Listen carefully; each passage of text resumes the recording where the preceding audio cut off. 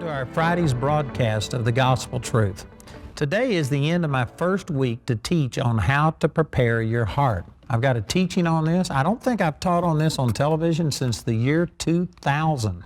It's a shame, really, because this is a powerful teaching. This is one of the things that the Lord has spoken to me, and I live by this. I mean, this is something that I'm constantly thinking about, these truths that I've been revealing in this series. So this is my first week. I think probably next week will be the end of my teaching on this. I've got a 3-part series on this, and we're already into our second part on that. But I started out of 2 Chronicles chapter 12, verse 14, and this is talking about King Rehoboam, and it said, he did evil because he prepared not his heart to seek the Lord. The reason people do evil is because they didn't prepare in advance. They didn't decide how they were going to live their life. They wait until they're in a situation, and then they just make their situation based on how they feel, based on what the circumstances are like, based on whether anybody's around and they're going to get caught or held accountable and stuff like this. Their heart isn't fixed. And I turned over to Psalms chapter 57 and showed there that David said he had fixed his heart. And this is the reason that when the man who was trying to kill him was laying right in front of him asleep, and David could have killed this man, the king, and he could have done it in self-defense, he could have done it in vengeance, he could have done it because this is the way that kingdoms changed back in those days. Nobody would have accused him. Everything in the natural, his own people that were with him were telling him, kill this man. This is God that delivered him into your hands. And yet David said, my heart is fixed. I am going to be dependent upon God. Your day to die will come, or you'll be killed in battle, or I don't know how it'll happen, but God will promote me. I am not going to promote myself. Boy, that is an attitude that's as rare as hen's teeth. Not many people will sit there and be God dependent like that, but they promote themselves. And that's the very reason that they get into trouble, is because they haven't humbled themselves and committed themselves to God and to His Word. They are leaning unto their own understanding, and because of that, their life is a wreck. There are millions of people watching this program right now that I know many of you, your life is a wreck, and you don't like the way your life is going. You're praying and asking God to change it, but you hadn't changed your heart. You got to change your heart. Proverbs chapter 4 says, keep your heart with all diligence, because out of it are the issues of life. Your life is going the direction that it's going because of the way that your heart is. So the first thing you do to change your heart is you need to receive Jesus as your personal Lord and Savior. Not just acknowledge that He exists, not just say that, well, He was a great man or whatever. You have to turn your life over to Him and trust Him and let Him give you a new heart. And then even after you're born again, there is a renewing of the mind, and you constantly have to be letting God work on your heart and stuff. It's a process. It's a relationship. It's not just a one-time thing that you do. But there are people watching this program that you do not like the way that your life is going. You're praying for things to change externally, but you aren't willing to let your heart be changed. You love things that you don't need to be loving. You need to humble yourself and just say, God, all of my problems aren't because of other people. See, today we've got all these excuses. People say, you don't understand. I was brought up in a dysfunctional family. I had this happen. You know, my dad, he actually died when I was 12 years old, and I was told that it was God that took my dad. So from the age of 12 on, I didn't have a dad. But even when I was 2 years old, my dad died then and was raised from the dead, but we didn't understand healing the way that I do now, and because of it, he was sickly my whole life. My dad never went out and threw a baseball with me. He never did things like that. He was always having to come home from work and stay in a chair. He even had a recliner at work, and he had to take a nap at work. He had all kinds of serious heart problems, and he was struggling, and but anyway, the point is, see, people today would say, well, then no wonder you had issues and you had all of these things happen because you didn't have a father figure in your life. He didn't do this. You must have felt rejected. I didn't do any of that stuff. I mean, according to our psychological stuff today, people would say, you can't be normal. And I'm sure that there's a lot of people that doubt that I am normal. Amen. But as from my perspective, I never got angry. I never got bitter. I never went into rebellion. I didn't become an alcoholic. I didn't, run off and get off the rails and do all of these kind of things. People today, see, they just are looking at things from the outside and thinking, well, if this happens to you, you're just like an animal. You're like a dog. And if somebody does something, you yelp and you cry. But you don't have to be that way. I'm telling you, your life isn't controlled by these outward things. It's your heart that determines how your life goes. And you can choose a good heart. You can choose, first of all, to be born again, and then once you're born again, you can choose to follow this new heart that God puts in you, or you can operate like everybody else in selfishness and pride. This is what I was teaching on yesterday in Psalms chapter 10 and verse 17 says, Lord, thou hast heard the desire of the humble. Thou wilt prepare their heart. Thou wilt cause thine ear to hear. God prepares the heart of people who humble themselves. And again, humility has been misrepresented by the church, but I'm talking about people who will just acknowledge that, God, I'm not smart enough to run my own life. I'm not strong enough. I need you. I believe that you can define humility as God dependence, letting God be the one who takes care of things. In Romans chapter 12, and there's other passages that says the same thing, it says, vengeance is mine, thus saith the Lord. I will repay. And yet most people, if they had an opportunity for vengeance, they'd take it. We use Psalms chapter 57, and I talked about David when he was in the cave with Saul coming, that he could have taken vengeance on Saul. Saul was trying to kill him, and yet vengeance is mine. He didn't do it. He let God take care of the situation. Man, I have done this so many times. When I was in Lamar, Colorado, and I was teaching in these Bible studies, people weren't being fed in their churches, and so people were coming to my Bible studies by the hundreds, and the churches, as a result, blackballed me and said that we were a cult. And Full Gospel Businessman was really big back at this time.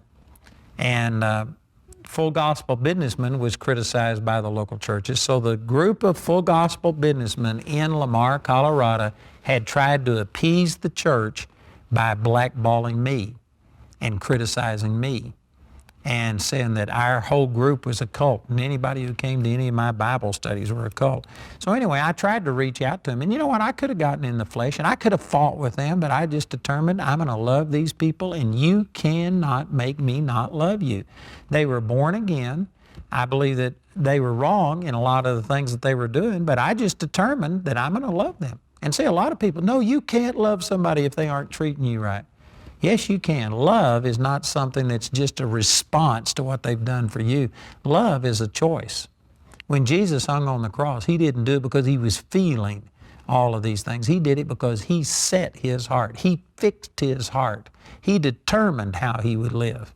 So anyway, I chose to love these people in the Full Gospel Businessman. And I remember I'd go and, you had a meal, and then you'd have a speaker and all of this, and I would go and sit down at a table with people, and they would just pick up their plates and move and just leave me and Jamie sitting by ourselves. A very obvious rejection of us, public.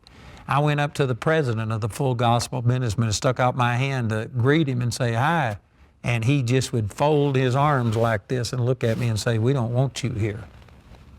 And yet I kept going.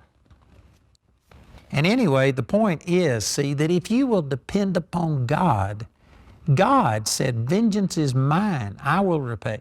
But if you take matters into your own hands, then you take the matter out of God's hand. God can avenge you better than you can avenge yourself. God can promote you better than you can promote yourself.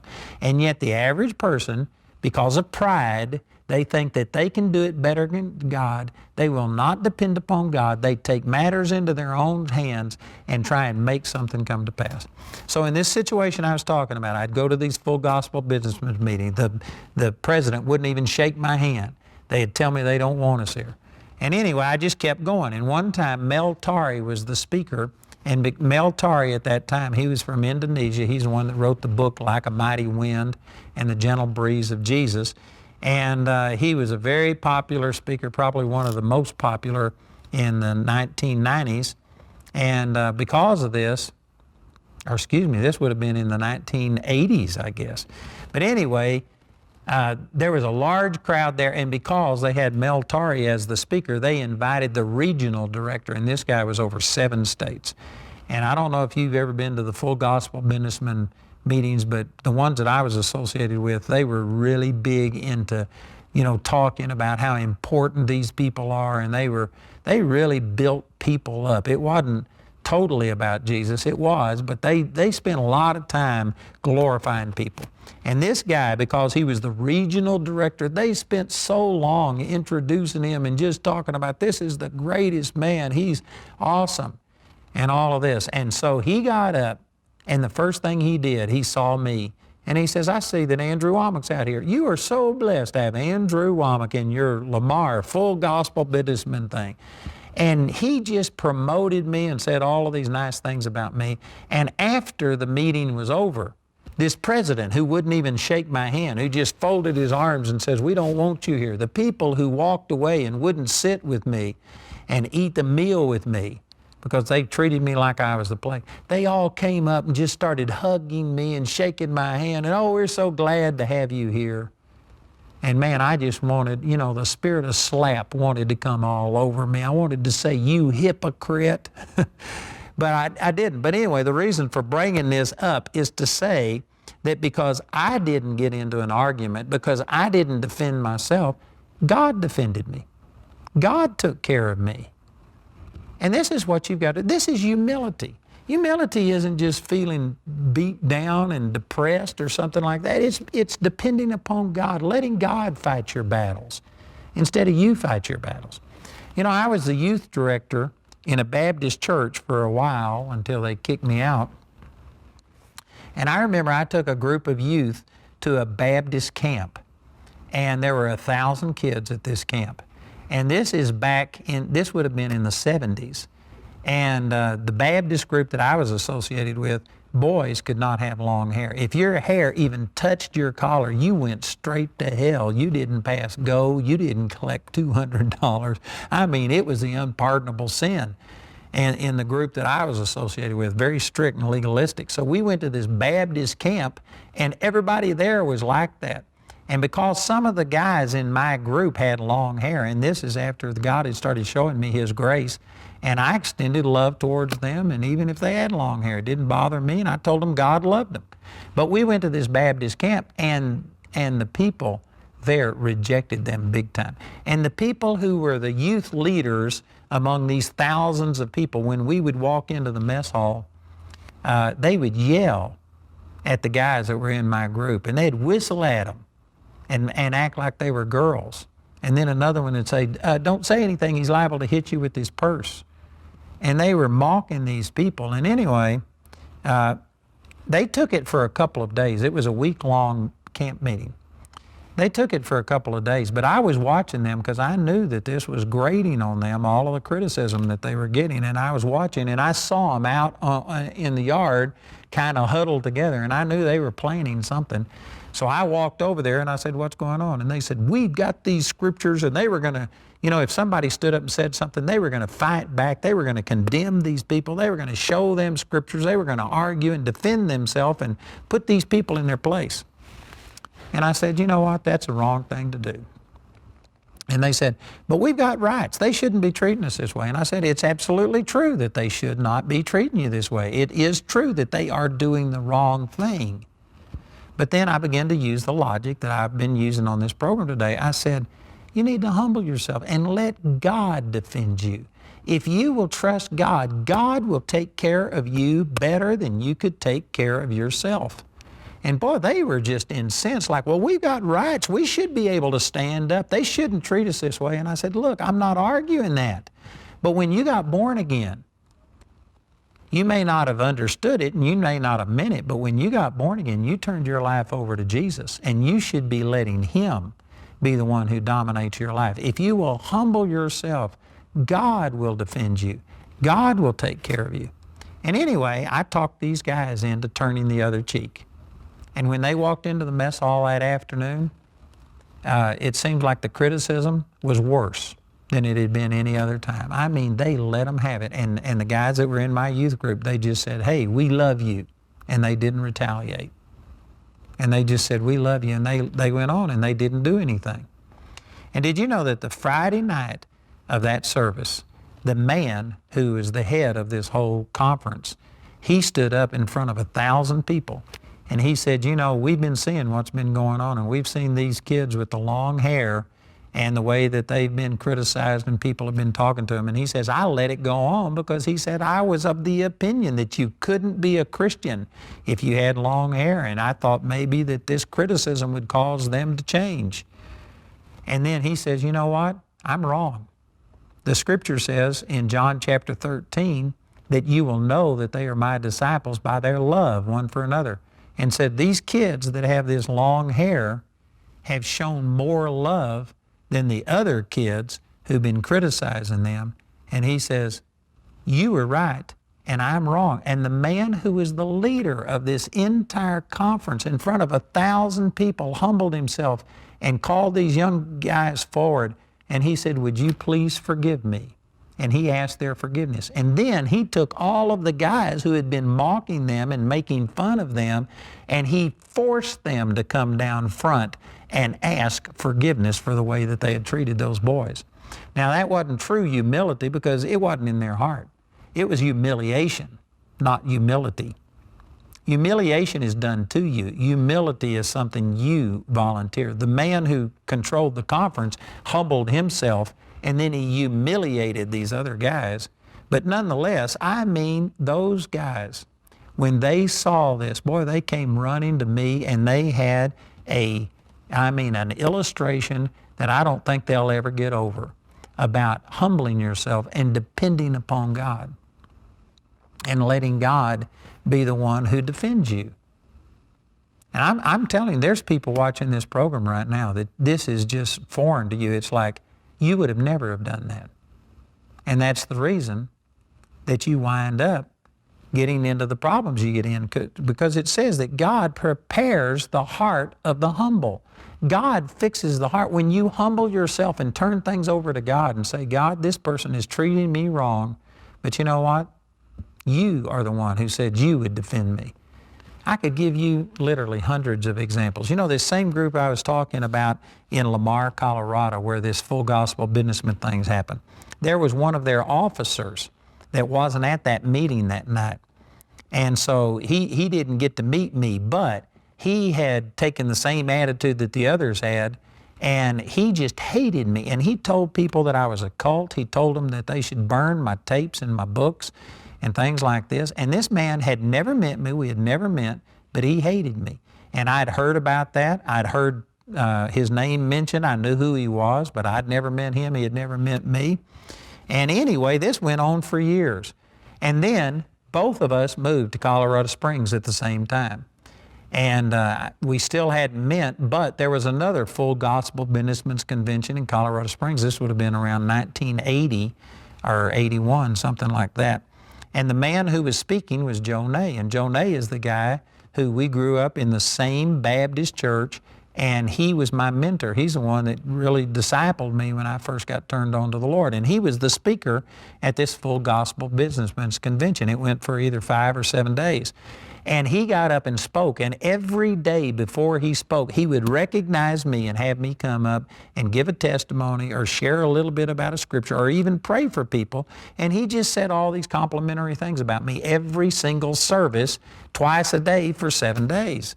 And finally, the last night, there was a banquet, and in front of the whole group, when Joe had me get up and start saying something, this man who had spent years criticizing me, telling people I was of the devil, having them burn my tapes and books and stuff like this, this man came up and in front of, 500-700 people, fell down at my feet, grabbed my boots, and begged me for forgiveness. And you know what? I had never criticized this man. I refused to get down in the dirt and fight with him, and I just kept loving him, spoke good things. And God defended me in a way that I never could have defended myself. And this man, we actually became friends after this. I went over to his house and ate with him, and we became friends, and he apologized, and it was over.